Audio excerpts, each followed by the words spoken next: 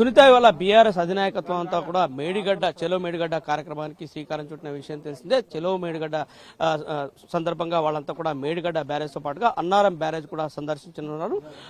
మాజీ మంత్రులు కేటీఆర్ అలాగే హరీష్ రావు నేతృత్వంలో మేధావులు ఇంజనీరింగ్ ఎక్స్పర్ట్స్ అంతా కూడా వాళ్ళతో పాటుగా బయలుదేరి హైదరాబాద్ నుంచి బయలుదేరిన విషయం తెలిసిందే. మధ్యాహ్నం 3 గంటల కల్లా వాళ్ళు ఇక్కడికి చేరుకునే అవకాశాలు కనిపిస్తున్నాయి. ముందుగా మేడిగడ్డకు వెళ్లి అక్కడ బ్యారేజ్ పరిస్థితిని వాళ్ళు విశ్లేషిస్తారు. వాళ్ళతో పాటుగా ఇంజనీరింగ్ నిపుణులు కూడా ఉండడంతో సాంకేతికంగా ఎలాంటి సమస్య తలెత్తింది, దానికి పరిష్కార మార్గాలు కూడా వాళ్ళ నుంచి తీసుకునే అవకాశాలు కనిపిస్తున్నాయి. అక్కడ నుంచి అన్నారం బ్యారేజ్ కు ఇక్కడ సమీపానికి చేరుకుంటారు. ఇక్కడే ఒక పవర్ పాయింట్ ప్రజెంటేషన్ ఉండబోతుంది. దాదాపుగా 1500 మందికి ఇక్కడ ఏర్పాటు కూడా చేయడం జరిగింది. ఇక్కడే మీడియా సమావేశాన్ని కూడా వాళ్ళు నిర్వహించబోతున్నారు. ప్రధానంగా ఈ బ్యారేజీల్లో తలెత్తిన సమస్యలు, వాటికి పరిష్కారాలకు సంబంధించి కూడా చర్చించే అవకాశాలు కనిపిస్తున్నాయి. ఇక అన్నారం బ్యారేజ్ పైన పూర్తిగా కాంగ్రెస్ ప్రభుత్వం అబద్దాలు ప్రచారం చేస్తుందని చెప్పేసి కూడా బీఆర్ఎస్ నాయకత్వం ఆరోపిస్తున్న విషయం తెలిసింది. ఇక్కడ ఎలాంటి సమస్య లేదు.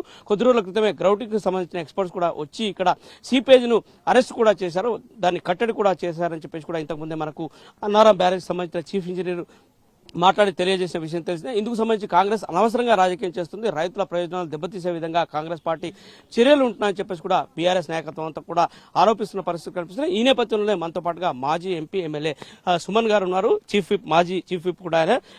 మనకు మరింత సమాచారాన్ని ఆయన ద్వారా తెలుసుకుందాం. సుమన్ గారు చెప్పండి, ఇక్కడ ఎలాంటి రాజకీయం జరుగుతుంది, మేడిగడ్డ కేంద్రంగా ఎలాంటి రాజకీయానికి కాంగ్రెస్ పూనుకుంటుందని చెప్పేసి మీరు భావిస్తున్నారు? అంటే కాంగ్రెస్ పార్టీ మొదటి నుండి మా బీఆర్ఎస్ ప్రభుత్వము పెద్దలు ముఖ్యమంత్రి కేసీఆర్ గారు 10 సంవత్సరాలుగా చేసినటువంటి పనులు, తద్వారా తెలంగాణ సమాజం సాధించినటువంటి పురోగతి, ప్రగతి, మా విజయాలు, వీటన్నిటిని వైఫల్యాలుగా చూపించే కుట్ర జరుగుతూ ఉంది. దాంట్లో భాగంగానే తెలంగాణ వరప్రదాయన అయినటువంటి కాళేశ్వరం ప్రాజెక్టును కూడా ఒక విఫలమైన ప్రాజెక్టుగా చూపించే కుట్ర కాంగ్రెస్ పార్టీ చేస్తూ ఉంది. అదే కాకుండా మేము నిర్మించినటువంటి విద్యుత్ కేంద్రాలు, యాదాద్రి కానీ మిగతా విద్యుత్ కేంద్రాల మీద కూడా అదే రకమైనటువంటి కుట్రను చేస్తూ ఉన్నారు. మిషన్ భగీరథ లాంటి అద్భుతమైనటువంటి ప్రాజెక్టును కూడా అదొక విఫలమైనటువంటి ప్రాజెక్టుగా చిత్రీకరించి కుట్ర చేస్తూ ప్రతి దాంట్లో అవినీతి అని అబద్దాలు ఆడుతూ ఉన్నారు, దుష్ప్రచారం చేస్తూ ఉన్నారు. ఇక్కడ కాళేశ్వరం ప్రాజెక్టు మీరు గమనిస్తే ఇదంతా చాలా పెద్ద స్వరూపం. కాళేశ్వరం ప్రాజెక్టు సమగ్రమైనటువంటి స్వరూపం. ఇదంతా కాళేశ్వరం ప్రాజెక్టు మీకు తెలుసు. అన్నారం, మేడిగడ్డ, సుందిల్ల ఇవి జస్ట్ 3 బ్యారేజీలు మాత్రమే. దాని తర్వాత ఈ అన్నారం, మేడిగడ్డ, సుందిల్ల బ్యారేజ్ల నుండి నీళ్లు పంపు చేసి ఎల్లంపల్లికి తీసుకొని పోయి ఎల్లంపల్లి నుంచి మిడ్మానేరు, ఎల్ఎండి, అదేవిధంగా ఎస్ఆర్ఎస్పీకి వరద కాలువ ద్వారా తీసుకొని పోయి కాకతీయ కాలువ ద్వారా స్టేజ్ 2 ఎస్ఆర్ఎస్పీ వరకు నీళ్ళు ఇవ్వడం. తర్వాత మిడ్మానేరు నుంచి రంగనాయక సాగర్ కానీ, అన్నపూర్ణ రిజర్వాయర్ కానీ, కొండపోచమ్మ సాగర్ కానీ, మల్లన్న సాగర్ కానీ, గంధమల్ల బస్వాపూర్ రిజర్వాయర్లు కానీ, ఇట్లా అనేక రకాలైనటువంటి రిజర్వాయర్ల ద్వారా పెద్ద ఎత్తున దాదాపు 22 తెలంగాణ జిల్లాలకు నీళ్లు ఇచ్చేటటువంటి సాగునీరు, త్రాగునీరు, పారిశ్రామిక అవసరాలు తీర్చేటటువంటి ఈ కాళేశ్వరం ప్రాజెక్టు చాలా పెద్ద సమగ్రమైనటువంటి స్వరూపం కలిగినటువంటి ప్రాజెక్టు. దీంట్లో ఒక్క మేడిగడ్డ బ్యారేజ్లో ఒక పిల్లర్ నెంబర్ 20 మొత్తం 1.6 కిలోమీటర్ల విడుతున్నటువంటి ఆ బ్యారేజ్లో 7 బ్లాకులు ఉంటే ఒక బ్లాకు పరిధిలోని ఒకటే పిల్లర్ 20 నెంబర్ పిల్లర్ కుంగిపోయింది. అయినప్పటికీ మధ్యలో నుంచి ఈ ఎండాకాలం స్టార్ట్ అయిన ఈ రోజుల్లో కూడా 5-6 వేల క్యూసెక్ల నీళ్లు పోతా ఉన్నాయి. ఆ ఒక పిల్లర్ 2 పిల్లర్ల మందం ఒక కాపర్ డ్యామ్ నిర్మించి దాన్ని రిపేర్ చేయొచ్చు. మిగతా ఉన్నటువంటి నీటిని కన్నపల్లి పంప్ హౌస్ నుండి ఎత్తిపోసి పైకి తీసుకొచ్చి ఎల్లంపల్లి ద్వారా దిగువకు పంపించి మొత్తం రైతాంగానికి, మన ఇరిగేషన్ శాఖ మంత్రి ఉత్తమ్ కుమార్ రెడ్డి నియోజకవర్గానికి కూడా నీళ్లు ఇవ్వచ్చు.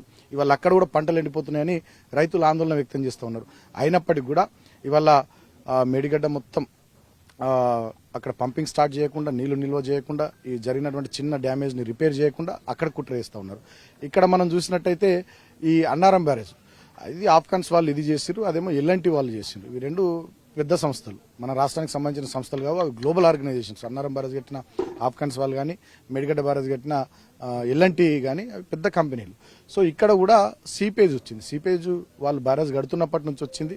సో అప్పటి నుంచి వాళ్ళు ఎప్పటికప్పుడు గ్రౌటింగ్ చేయడము, ఆ సమస్యను పరిష్కరించడం అదంతా చేస్తూ ఉన్నారు. ఇప్పుడు కూడా ఏదో మొన్న ఒక్క దగ్గర ఏదో వస్తే దాన్ని కూడా పరిష్కరించే ప్రయత్నం చేస్తూ ఉన్నారు. అయినప్పటికీ ఇదేదో ఇక మొత్తం అన్నారం బ్యారేజ్ కొట్టుకొని పోతుంది అన్నట్టు దీంట్లో ఉన్నటువంటి నీళ్ళన్నింటినీ కూడా కిందికి వదిలి ఈ ప్రాంత రైతాంగానికి భూగర్భ జలాలు పెరగకుండా, ఇక్కడ నుంచి సుందిల్ల ద్వారా ఎల్లంపల్లికి పోయి అటు పైకి నీళ్లు పోకుండా, పంపింగ్ చేయకుండా ఇది ఒక కుట్ర చేసి ఈ 2 బ్యారేజ్ల విషయాల్లో దుష్ప్రచారం చేయడం ద్వారా మొత్తం కాళేశ్వరం ప్రాజెక్టు విఫలమైనటువంటి ప్రయత్నం అనేటటువంటి దుర్మార్గపు దుశ్చర్యకు కాంగ్రెస్ పార్టీ ముఖ్యమంత్రి, కాంగ్రెస్ పార్టీ మంత్రులు, మొత్తం కాంగ్రెస్ పార్టీ పూనుకున్నది. ఇది సునీల్ కనుగోలు స్ట్రాటజీ. అయితే ఇక్కడ బహుళార్థ సాధక బృహత్తర ప్రాజెక్ట్ ఇది. దీన్ని పక్కన పెట్టి రేపటి రోజు ఒకవేళ వాళ్ళు తమ్మిడిహట్టి దగ్గర ఒక ప్రాజెక్ట్ నిర్మించే ఒక స్ట్రాటజీని వాళ్ళు ఫాలో అవుతున్నట్టుగా కూడా ఒక సమాచారం. అంటే దీనికి సంబంధించి గతంలో బీఆర్ఎస్ ప్రభుత్వం పడ్డ ప్రయాసం ఏంటి, అనుమతులు పొందడంలో కానీ ఇతరత్ర ఎలాంటి ఎక్సర్సైజ్ జరిగింది? ఆనాడు నేను ఈ ప్రాంతం నుంచి ఎంపీగా ఉన్నాను. 2014లో కొత్తగా మా ప్రభుత్వం వచ్చినప్పుడు ఆనాడు తమ్మిడిహట్టి దగ్గర బ్యారేజ్ నిర్మించాలని మేము కూడా అనుకున్నాం, ప్రయత్నాలు చేసినాం. కానీ మహారాష్ట్ర ప్రభుత్వం ఒప్పుకోలే. అటు వైల్డ్ లైఫ్ సాంచురీ చాప్యాల్ అభయారణ్య కేంద్రం ఉండడం వల్ల 2940 హెక్టార్ల భూమి అడిదిక్కు మునుగుతుండడం వల్ల వాళ్ళు ఒప్పుకోలేరు. ఒకటి. రెండవది, ఆనాడు ఉన్నటువంటి అప్పటి రాజశేఖర రెడ్డి ప్రభుత్వం ఏదైతే ఎత్తును సూచించిందో మోర్ దెన్ 158 మీటర్స్ అనేది, దానికి అప్పటి పృథ్వీరాజ్ చౌహాన్ మంత్రి కూడా ఒప్పుకోలేడు. కిరణ్ కుమార్ రెడ్డి ఇక్కడ ముఖ్యమంత్రి ఉన్నప్పుడు ఇది బూడిదలో పోసిన పన్నీర్ అవుతుంది, మీరు ఎలాంటి అనుమతులు లేకుండా ఈ ప్రాజెక్ట్ పనులు మొదలు పెట్టద్దని చెప్పి లేఖ కూడా రాసినటువంటి సందర్భం. సిడబ్ల్యూసీ క్లియరెన్స్ లేదు, హైడ్రాలజీ క్లియరెన్స్ లేదు, ఎన్విరాన్మెంటల్ క్లియరెన్స్ రాలే, ఒక్క అనుమతి కూడా లేదు. తమిడిహట్టి దగ్గర తట్టెడు మట్టి తీయాలి, ప్రాణహిత చేవేళ్ల పేరు మీద 15.5 లక్షల ఎకరాలకు నిలిస్తామని చేవేళ్ల కాడ సొరంగాలు తవ్వి 2009 అసెంబ్లీ ఎన్నికల ముందు కాంగ్రెస్ పార్టీ నాయకులు మొబిలైజేషన్ అడ్వాన్సులు తీసుకుని ఆ ఎన్నికల్లో ఖర్చు పెట్టుకుని ఇక్కడ తెలంగాణ వాదాన్ని దొక్కిపెట్టడానికి, మమ్మల్ని ఓడగొట్టడానికి కుట్ర చేసిర్రు. తర్వాత మా ప్రభుత్వం వచ్చిన తర్వాత అక్కడ ఏమైనా కట్టొచ్చా చేయొచ్చా అని మేము ప్రయత్నం చేస్తే మహారాష్ట్ర ప్రభుత్వం ఒప్పుకోలేదు, కేంద్ర ప్రభుత్వం ఒప్పుకోలేదు. కాబట్టి అక్కడ సిడబ్ల్యూసీ కూడా చెప్పింది ఏంటంటే అక్కడ రోజు మీరు 2 టీఎంసీలు 3 టీఎంసీల నీళ్ళని ఎత్తుకోవాలంటే మీకు అవకాశం లేదు. అక్కడ మీరు తమిడిహట్టి దగ్గర మహారాష్ట్ర చెప్తున్నటువంటి ఎత్తుకు మీరు బ్యారేజ్ నిర్మిస్తే కేవలం నిల్వ ఉండే నీళ్లే 1.5 టీఎంసీ, 1.5 టీఎంసీల నీళ్లు ఉంటే రోజుకు 3 టీఎంసీల నీళ్లు 2 టీఎంసీల నీళ్లు మనం ఎట్లెత్తిపోసుకుంటాం? కానీ మేడిగడ్డ దగ్గర ఇటు ప్రాణహిత నది, గోదావరి నది కలిసిన తర్వాత ఈ క్యాచ్మెంట్ ఏరియా చాలా ఎక్కువ ఉన్నది. ఇక్కడ సుమారు 16 నుంచి 19 టీఎంసీల నీళ్లు మేడిగడ్డ ప్రాజెక్టులు నిల్వ చేసుకునే అవకాశం ఉన్నది. కాబట్టి ఇక్కడ నుంచి రోజుకు 2 కాదు 3 టీఎంసీల నీళ్లు కూడా ఎత్తిపోసుకోవడానికి మనకు అవకాశం ఉంది. సో ఆ క్రమంలో ముఖ్యమంత్రి గారు ఆనాడు కేసీఆర్ గారు చేసినటువంటి ఆలోచన ఏంటంటే కావేరీ గోదావరి అనుసంధానం పేరిట కేంద్ర ప్రభుత్వం ఒక కుట్ర చేస్తూ ఉంది. మనకున్నటువంటి రైపీరియన్ రైట్స్ ను మనం పెంచుకోవడం ద్వారా, అంటే రైపీరియన్ రైట్స్ అంటే ఎక్కువ ప్రాజెక్టులు కట్టుకుని నీటిని ఎక్కువ వాడుకుంటే మనకు హక్కులు వస్తాయి. గతంలో ఉమ్మడి ఆంధ్రప్రదేశ్ ప్రభుత్వాలు ఆంధ్ర ప్రాంతంలో ఆ రకమైనటువంటి పనులు కృష్ణా బేసిన్లో, పెన్నా బేసిన్లో, గోదావరి బేసిన్లో చేసినాయి. కాబట్టి వాళ్లకు బచావత్ ట్రిబ్యునల్ ప్రకారం ఎక్కువ అలొకేషన్ జరిగింది. సో మనం కూడా రైపీరియన్ రైట్స్ని ఎక్కువ సాధించుకోవాలనుకుంటే మనం దన్నదన్న బరాజులు నిర్మించుకోవాలి, నీళ్ళని ఎక్కువ తీసుకోవాలి, రిజర్వాయర్లు ఎక్కువ కట్టుకుని స్టోరేజ్ కెపాసిటీ పెంచుకొని కాలువలు తవ్వుకొని ఎక్కువ నీటి వినియోగం దిశగా తెలంగాణ ముందుకు సాగాలనే ఆలోచనతో కేసీఆర్ గారు ఆ ప్రయత్నం చేశారు. చేసే క్రమంలో దాంట్లో మనం సఫలీకృతమైనాం. ఇవల్ల బ్రహ్మాండంగా 966 టీఎంసీలకు పైగా గోదావరి నది జలాలు సీతారామ కానీ, దేవాదులు కానీ, మేడిగడ్డ నుండి కానీ, ఎస్ఆర్ఎస్పీ నుండి కానీ, ఇతరత్ర వీటి గోదావరి ట్రిబ్యూటరీస్ నుండి కానీ వాడుకునేటటువంటి అవకాశాన్ని కేసీఆర్ గారు మనకు ఉంచిండు. ఆయనకు నీళ్ల మీద సంపూర్ణమైనటువంటి అవగాహన ఉంది కాబట్టి ఆ రకమైనటువంటి ప్రయత్నం చేసి దాంట్లో మనం సఫలీకృతమైనాం. ఇప్పుడు ఉన్నటువంటి ఇన్ని వేల కోట్ల రూపాయలు ఖర్చు పెట్టినటువంటి ఈ కాళేశ్వరం ప్రాజెక్టును చిన్న చిన్న రిపేర్లు వచ్చిన మేడిగడ్డ అన్నారం దీన్ని కంప్లీట్ చేసుకుని సమగ్రంగా వాడుకుని రైతాంగాన్ని కాపాడుకోవాల్సినటువంటి బాధ్యత నుంచి తప్పుకొని దీని మీద విష ప్రచారం చేస్తూ కుట్ర చేస్తూ మళ్ళా ప్రాణహిత మీద బ్యారేజ్ నిర్మిస్తామని మళ్ళా ప్రజాధనాన్ని దుర్వినియోగం చేసేటటువంటి ప్రయత్నం ఇవాళ కాంగ్రెస్ పార్టీ చేయబోతా ఉంది. అది స్పష్టంగా మాకు అర్థమవుతా ఉంది. అందుకనే దీని విషయంగా మేము గతంలో అసెంబ్లీ వేదికగా మా హరీష్ రావు గారు చెప్పినారు, కానీ బెల్లంపల్లి కానీ, ఆసిఫాబాద్ కానీ ఆ నియోజకవర్గాలకు సంబంధించి తమిడిహట్టి దగ్గర కాకుండా వేరే నది మీద మనం ఒక ప్రాజెక్టును నిర్మించి, వార్దా నది మీద చిన్న బరాజును నిర్మించి ఆ 3 అసెంబ్లీ నియోజకవర్గాల పరిధిలో దాదాపు 2 లక్షల ఎకరాల వరకు నీళ్లు తీసుకోవాలని దాన్ని అటువైపు పరిమితం చేయడం జరిగింది. మహారాష్ట్రతో మనకు ఇబ్బంది లేకుండా, కేంద్ర ప్రభుత్వంతో ఇబ్బంది లేకుండా అటువైపు అడ్జస్ట్మెంట్ చేసుకుని ఇక్కడ మేడిగడ్డ నుంచి ఇటువైపు అంతా ఎల్లంపల్లి నుండి మళ్ళీ కిందికి దిగువకు అటు పైకి ఎస్ఆర్ఎస్పీకి ఇదంతా కాళేశ్వరం ప్రాజెక్టుగా దీన్ని రీడిజైన్ చేసి పకడ్బందీగా మనం చర్యలు తీసుకోవడం జరిగింది. ఇది ఒక పద్ధతి ప్రకారం శాస్త్రీయంగా ముఖ్యమంత్రి కేసీఆర్ గారు ఆనాడు నీళ్ల కోసం జరిపినటువంటి పోరాటంలో వారికి ఉన్నటువంటి అవగాహన మేరకు ఈ పని చేయడం జరిగింది. కానీ వాళ్ళ కాంగ్రెస్ పార్టీ ఇక్కడ ఉన్నటువంటి మేడిగడ్డను నిర్వీర్యం చేయడం ద్వారా గోదావరి నీళ్ళని కిందికి వదలబోతా ఉంది. కిందికి వదలడం ద్వారా ఎవరికి లాభం చేస్తూ ఉంది కాంగ్రెస్ పార్టీ అంటే ఆంధ్ర ప్రాంతానికి లాభం చేయబోతా ఉంది. ఆంధ్ర ప్రాంతానికి ఎందుకు లాభం చేయబోతా ఉంది కాంగ్రెస్ పార్టీ అంటే ఇవాళ ఇక్కడ ఉన్నటువంటి కాంగ్రెస్ ముఖ్యమంత్రి ఆంధ్ర నాయకుల ఏజెంటు, ఆంధ్ర ప్రాంత పార్టీల ఏజెంటు. గతంలో ఈయన ఆంధ్ర పార్టీలో పనిచేసినాడు. ఆనాడు తెలంగాణ ఉద్యమంలో ఈ ముఖ్యమంత్రి లేడు, ఉద్యమకారుల మీదకి తుపాకులు పట్టుకొని పోయినాడు. ఈయనకు తెలంగాణకు సంబంధించి అసలు అవగాహనే లేదు. తెలంగాణలో అసలు తెలంగాణ టెరెన్కి సంబంధించి, తెలంగాణ నదులకు సంబంధించి, తెలంగాణ ప్రజలకు సంబంధించినటువంటి రైతాంగానికి సంబంధించినటువంటి కష్టాల గురించి ఏ మాత్రం కూడా అవగాహన ఈయనకు లేదు.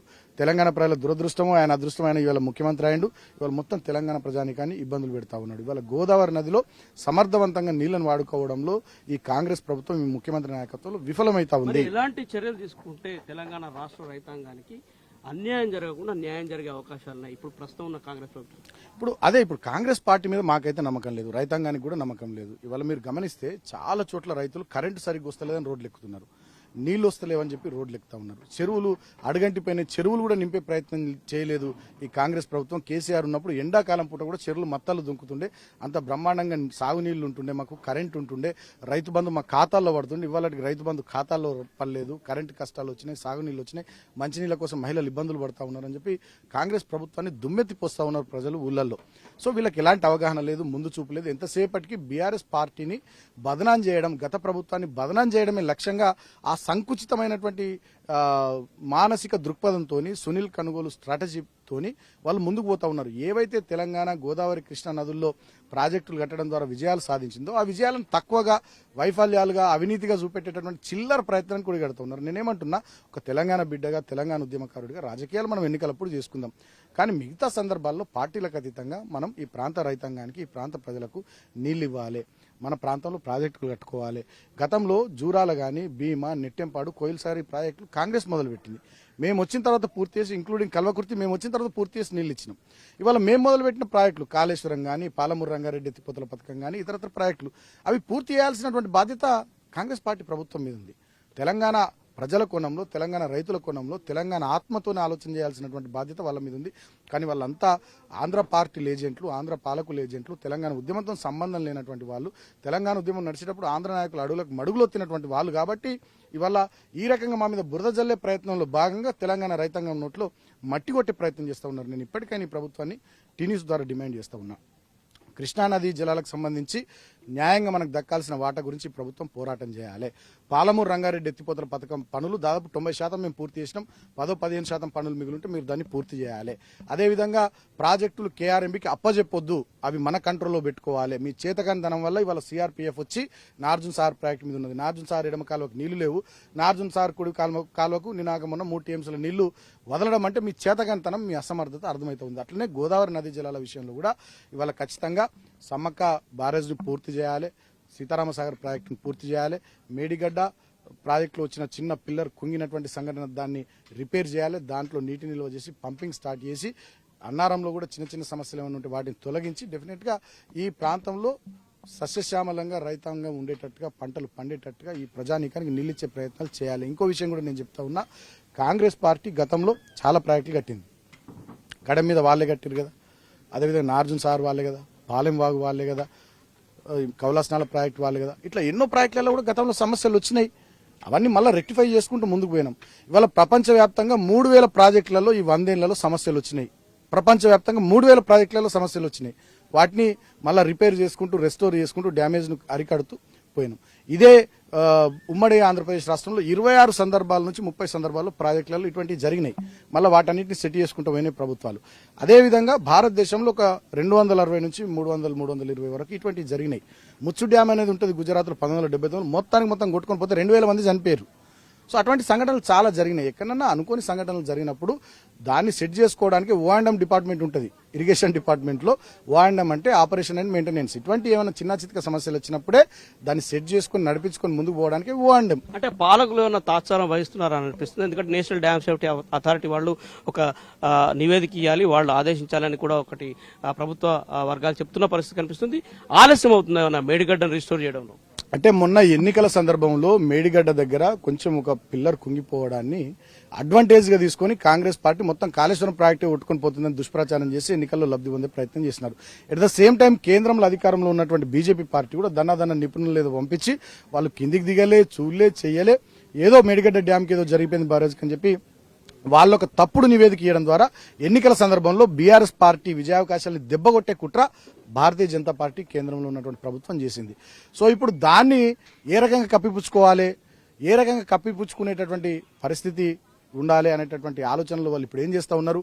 ఇప్పుడు అది చిన్న రిపేర్ చేస్తే నీళ్లు నిల్వ చేసుకోవచ్చు. జూన్లో ఇప్పటికి కూడా ఫ్లడ్ వస్తుంది, నీళ్లు నిల్వ చేసుకోవచ్చు. కానీ నీళ్లు నిల్వ చేస్తే ఇప్పుడు ఏమైతే తెలంగాణ ప్రజల్లో అసలు ఏమి కాలేదు, వీళ్ళే అబద్ధ ప్రచారం కాంగ్రెస్ బీజేపీ చేసిందని ప్రజలకు అర్థమవుతుంది. కాబట్టి ఇప్పుడు అక్కడ రిపేర్ చేయకుండా మేడిగడ్డ బ్యారేజ్ అట్లనే ఉంచడం ద్వారా జూన్లో ఒక్కొక్కసారి 20 లక్షలు 25 లక్షల క్యూసెక్ల వరద వస్తుంది.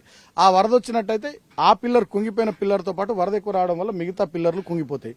తద్వారా రాబోయే రోజులు ఏం జరుగుతుంది, ఒక 3-4-5 నెలలు కాగానే వరదలు ఎక్కువ ఇట్లనే రావడం వల్ల ఒక పిల్లర్ గుంగి ఇంకో పిల్లర్ గుంగి లాస్ట్ బ్యారేజ్ కొట్టుకొని పోతుంది. అట్లా కొట్టుకొని పోవడం వల్ల కేసీఆర్ను బీఆర్ఎస్ పార్టీని గత ప్రభుత్వాన్ని బదనాం చేయాలనే కుట్ర. మేడిగడ్డ బ్యారేజ్ కొట్టుకొని పోవడం కోసం ఇదంతా కాలయాపన చేస్తూ మమ్మల్ని బదనాం చేయాలనే కుట్ర కాంగ్రెస్ ప్రభుత్వం అదేవిధంగా బీజేపీ వీళ్ళిద్దరు కలిసి చేస్తున్నటువంటి కుట్ర నాటకము. దీన్ని ఖచ్చితంగా తిప్పికొట్టడానికి ఇవాళ మేము చెలో మేడిగడ్డ కార్యక్రమం పెట్టుకున్నాం. ఇక్కడ క్షేత్రస్థాయిలో వాస్తవాలు ఏంటి, నిజాలేంటి అనే విషయాలు ప్రజలకు చెప్పబోతాం. ఇలా సంకుచిత బుద్ధిని, ఇలా ద్రోహపు బుద్ధిని, తెలంగాణ వ్యతిరేక వైఖరిని ఇవాళ ప్రజాక్షేత్రంలో ప్రజల ముందు ఎండగడతాం. ఇవాళ నేను ఒక మాట అంటున్నా, గుజరాత్ నరేంద్ర మోడీ గారి సొంత రాష్ట్రం, అక్కడ ఎన్నికలకు ముందు బ్రిడ్జ్ కూలిపోలేదా, ఎంతమంది చనిపోయినారు? అట్లా అంతెందుకు, ఇదే ఉమ్మడి ఆంధ్రప్రదేశ్ రాష్ట్రంలో పంజగుట్ట ఫ్లైఓవర్ కూలిపోలేదా, ముఖ్యమంత్రి క్యాంప్ ఆఫీస్ పక్కనే కూతవేటి దూరంలో ఉంటుంది. ఇట్లా చాలా సంఘటనలు ఈ దేశంలో ఈ రాష్ట్రంలో జరిగినాయి. అయినప్పటికీ కూడా ఇక్కడ అటువంటి సంఘటనలు ఏం లేదు. చిన్నగా 1-2 డ్యామేజ్లు జరిగితే దాన్ని కంట్రోల్ చేసి నీళ్లు నిల్వ చేసి పంపింగ్ స్టార్ట్ చేసి రైతాంగానికి నీళ్లు ఇవ్వాల్సినటువంటి పని చేయాల్సిన ఈ కాంగ్రెస్ ప్రభుత్వం, ముఖ్యమంత్రి రేవంత్ రెడ్డి ఇవాళ దుర్మార్గంగా వ్యవహరిస్తూ రైతుల పొట్టగొడతా ఉన్నాడు. ఇది వట్టి అవ్వదు. రైతుల ఉసురు ఖచ్చితంగా ఈ కాంగ్రెస్ పార్టీకి, ఈ ముఖ్యమంత్రి రేవంత్ రెడ్డికి, ప్రభుత్వానికి తగులుతుంది. మేం మాత్రం బీఆర్ఎస్ పార్టీగా, బీఆర్ఎస్ అంటేనే ఇది రైతుల పార్టీ, తెలంగాణ ప్రజల పార్టీ. మా నాయకుడు కేసీఆర్ గారి నాయకత్వంలో ఈ ప్రాజెక్టు రిపేర్ చేసేంత వరకు, ఇందులో నీళ్లు నిల్వ చేసి ప్రజలకు, రైతాంగానికి సాగునీళ్ళు ఇచ్చేంత వరకు మా పోరాటం అవిశ్రాంతంగా, ఇటు గోదావరి జలాలకు సంబంధించి కాళేశ్వరం ప్రాజెక్టు విషయంలో కావచ్చు, అటు కేఆర్ఎంకి ప్రాజెక్టులు అప్పగించకుండా పాలమూరు రంగారెడ్డిని ఎత్తిపోతల పథకాన్ని తొందరగా పూర్తి చేసే విధంగా డెఫినెట్గా మా ఒత్తిడి, మా ప్రయత్నం, మా పోరాటం కొనసాగుతుంది. ఇవాళ మేమంతా మేడిగడ్డకు వస్తున్నామని చెప్పి ఇవాళ పోటీ యాత్రలు కాంగ్రెస్ పార్టీ నాయకులు చేయడం సిగ్గుచేటు, దుర్మార్గం. ఇది చిల్లర వ్యవహారం. మీరు అధికారంలో ఉన్నారు, పాలక పక్షంగా ఉన్నారు, మీరు ప్రజలకు పనిచేసి చెప్పాలి తప్ప ప్రతిపక్షం చేసే కార్యక్రమాలకు సంబంధించి పోటీ యాత్రలు పెట్టుకుని పోవడం ద్వారా సాధించేది ఏమీ ఉండదని చెప్పి నేను కాంగ్రెస్ పార్టీ నాయకులను హెచ్చరిస్తా ఉన్నా. మీ చలో మేడిగడ్డ కార్యక్రమానికి అక్కడ నుంచి ఎంతమంది బయలుదేరారు? ఇక్కడ ఏర్పాట్లు మేడిగడ్డలో ఎలాంటి ఏర్పాటు చేశారు, ఇక్కడ అన్నారంలో ఎలాంటి ఏర్పాటు చేశారు? పెద్ద ఎత్తున మా ఎమ్మెల్యేలు, ఎమ్మెల్సీలు, ఎంపీలు, ముఖ్య నాయకులు అందరూ వస్తూ ఉన్నారు. సో మేడిగడ్డ దగ్గర అన్ని ఏర్పాట్లు చేసినాం. వాళ్ళు బస్సుల్లో వస్తూ ఉన్నారు కాబట్టి ఇక్కడ కొన్ని కార్లు ఏర్పాటు చేసినాం. సో బ్యారేజ్ మీదకి కేవలం కొద్ది మందిని మాత్రమే అలో చేస్తామని పోలీసులు చెప్తా ఉన్నారు, ముఖ్య నాయకులు. సో ఒక 20 కార్లు అక్కడ ఏర్పాటు చేయడం జరిగింది. 20 కార్లలో మేము బ్యారేజ్ కిందికి పోయి ఆ సైట్ను చూసి, ఆ పిల్లర్ను చూసి, అక్కడ నుండి మేడిగడ్డ పైకి వచ్చి, అక్కడ నుండి మళ్ళీ అన్నారం బ్యారేజ్ దగ్గరికి వచ్చి, ఇక్కడ నుండి ఈ అన్నారం బ్యారేజ్ను చూసి ఇక్కడ పవర్ పాయింట్ ప్రెజెంటేషను, అదేవిధంగా మీడియాకు సంబంధించి కొన్ని వాస్తవ విషయాలు మీడియా ద్వారా రాష్ట్ర ప్రధానికానికి తెలియజేసేటటువంటి కార్యక్రమం ఇక్కడ అన్నారం బ్యారేజ్ సైట్ దగ్గర ఏర్పాటు చేయడం జరిగింది. ఇది సుమన్ గారు మనతో పాటుగా షేర్ చేసిన సమాచారం. మొత్తం మీద చూసుకుంటే కనుక ఇవాళ బీఆర్ఎస్ పార్టీ పిలుపునిచ్చిన చెలో మేడిగడ్డకు పెద్ద ఎత్తున ఏర్పాట్లు చేశారు. రాజకీయాలు పక్కన పెట్టి తెలంగాణ రాష్ట్ర రైతాంగ సంక్షేమాన్ని దృష్టిలో ఉంచుకుని బృహత్తర బహుళార్థ సాధక ప్రాజెక్టు కాళేశ్వరాన్ని రైతుల సంక్షేమం కోసము వెంటనే పునరుద్ధరించాలని చెప్పేసి ఆయన కోరుతున్న పరిస్థితి కనిపిస్తుంది. మొత్తం మీద చూసుకుంటే కనుక ఇవాళ ఖచ్చితంగా పోరాటం కొనసాగిస్తాం. రాష్ట్ర రైతాంగ అవసరాల కోసం, సాగునీటి ప్రాజెక్టుల నిర్మాణం కోసము, పునరుద్ధరణ కోసము తమ పోరాటం కొనసాగుతుందని చెప్పేసి కూడా ఆయన అభిప్రాయాన్ని వ్యక్తం చేయడం జరిగింది. సునీత.